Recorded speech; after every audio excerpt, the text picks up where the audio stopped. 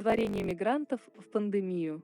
Уполномоченный по правам человека в России Татьяна Москалькова рекомендовала омбудсменам других государств обратиться в правительство для выработки мер против выдворения иностранных граждан, которые из-за ограничений не могут продлить разрешающие нахождение на территории другой страны документы, пишет РИА Новости. Омбудсмен напомнила, что в результате закрытия границ мигранты не смогли покинуть территорию РФ, а имеющие документы с разрешением на проживание из-за самоизоляции также не могли вернуться на родину, чтобы продлить свой статус. Уточняется, что после ряда обращений с просьбой разрешить иностранцам продлить срок пребывания на территории России после снятия ограничительных мер и без рисков выдворения было принято соответствующего решения.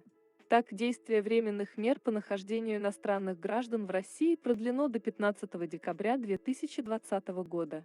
Предлагаю нам совместно обратиться к правительству России с целью рассмотреть возможность объявления правовой амнистии тем мигрантам, которые находятся здесь на нелегальном или полулегальном положении.